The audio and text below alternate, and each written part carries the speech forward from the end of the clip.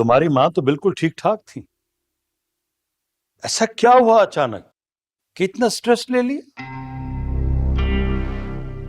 मामू जान, हमेशा की तरह आपको बहुत सी बातों से बेखबर रखा गया है, मगर अब वक्त आ गया है कि आपको भी सच का पता चल जाना चाहिए। सच? कैसा सच?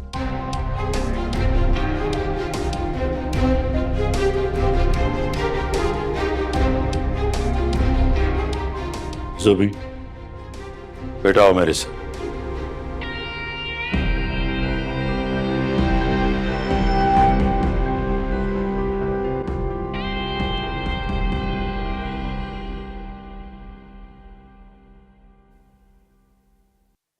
तुम्हारा दिमाग खराब हो गया? कैसी बातें कर रही हो तुम कि ये वकार का बच्चा नहीं है, हेमंत का बेटा है? नहीं, मैं नहीं मानता इस बात को। आप समझते हैं आपके ना मानने से सच्चाई बदल जाएगी? तो जाके पता करें मुमानी जान की ये हालत क्यों हो गई है। जो बात आप हजम नहीं कर पा रहे हैं वो वकार भी बर्दाश्त नहीं कर सका। सच्चाई से पर्दा उठने के बाद जिस दुख और गुस्से का इजहार किया है ना वकार ने, वो ही वजह है जो मुमानी जान की ये हालत हो गई है।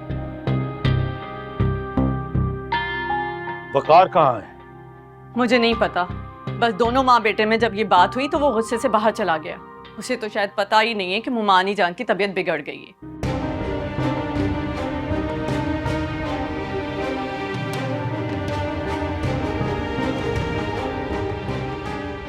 हेमंत, मामा, ज़ुबी ने बाबा को सब कुछ बता दिया है। वकार, वकार कहाँ है? वो मुझसे मिलने नहीं आया। उन्हें तो शायद पता भी नहीं है, वो गुस्से में पता नहीं कहीं चले गए हैं। मेरे बेटे में इतना हौसला नहीं है वो सब ये बर्दाश्त कर सके। मुझे तो डर है मन, कहीं वो अपनी माँ से मुंह ना फेर ले। सारा कसूर मेरा है मामा। मेरी गलती की सजा ना सिर्फ आपको मिल रही है, बल्कि बेचारे विरसा भाभी भी मेरी वजह से। काश अल्लाह मेरे बेटे के दिल में रहम डाल दे। मुझे और किसी की परवाह नहीं है सिवाय उसकी।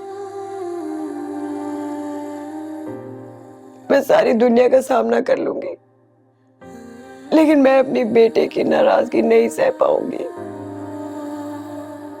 एमन, मैं मर जाऊंगी। मेरे वकार को बुला दो, मैं मर जाऊंगी। मैं मर जाऊंगी। मेरा वकार बुला दो, मेरा दम घुट रहा है।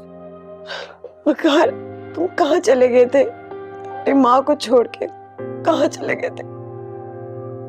तुम खुद को मुझसे अलग नहीं कर सकते।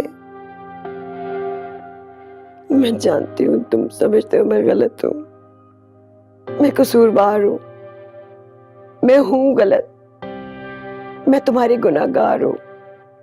लेकिन बेटा तुम अपनी माँ से मुंह नहीं फेर सकते। मैं तुम्हारे बगैर नहीं जी सकूंगी। मैं मर जाऊंगी वकार, मैं मर जाऊंगी। मामा मुझे माफ कर दे, मुझे गुस्सा आ गया था, प्लीज मुझे माफ कर दे। नहीं बेटा, तुम्हें माफी मांगने की कोई जरूरत नहीं है। बेटा मैं समझ सकती हूँ तुम किस कर्ब, किस कैफियत से गुजरे, पर बेटा जिंदगी में आने वाली मुश्किलात पर अपनों को नहीं छोड़ा जाता।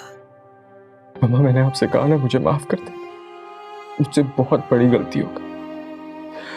मैं तो आपको छोड़ने का तसव्वुर भी नहीं कर सकता। आप मेरी कुल कायनात है, कुल कायनात।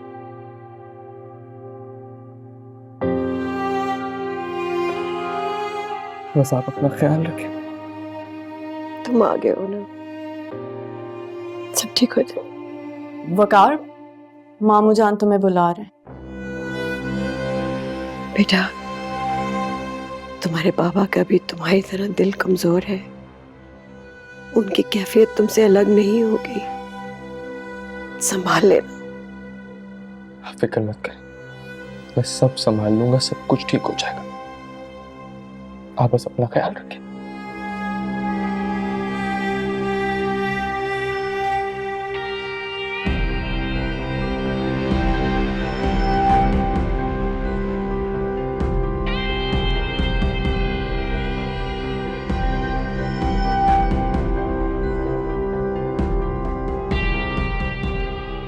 ममता के आंसू ने बेटे का दिल तो पिघला दिया, पर क्या ये आंसू बेटी के गुनाहों का दाग भी धो सकेंगे?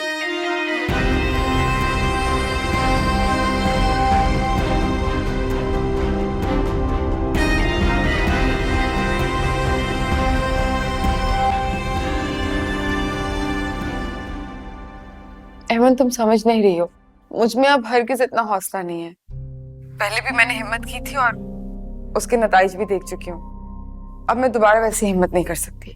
मैं मानती हूँ भाभी, मगर इस वक्त भाई को आपकी सबसे ज्यादा जरूरत है। मैंने मजबूर होकर आपको कॉल की है।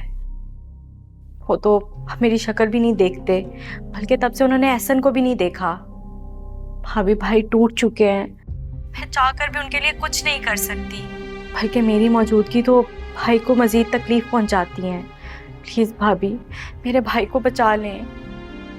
एमन, बात को समझो।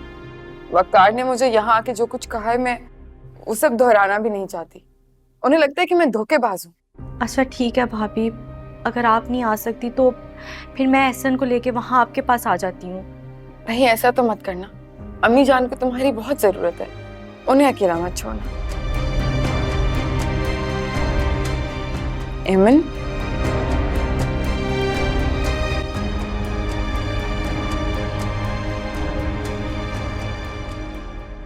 मैं जानता हूं बेटा,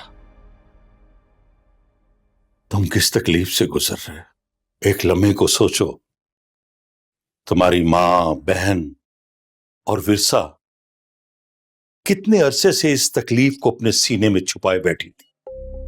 वो सब अंदर ही अंदर सुलगती रही कि हमें इस दुख का सामना न करना पड़े।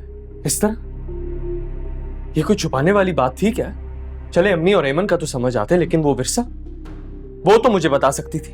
यही तो अजमत है उस लड़की की, ये उसकी बढ़ाई है बेटा, कि वो बता सकती थी लेकिन उसने नहीं बताया। और फिर तुमने अपने और उसके रिश्ते को इस मकाम तक आने ही कब दिया है कि वो अपने दुख सुख तुमसे शेयर कर सके। तुमने तो उसे कभी इस काबिल ही नहीं समझा। क्या कहूं मैं तुम्हें,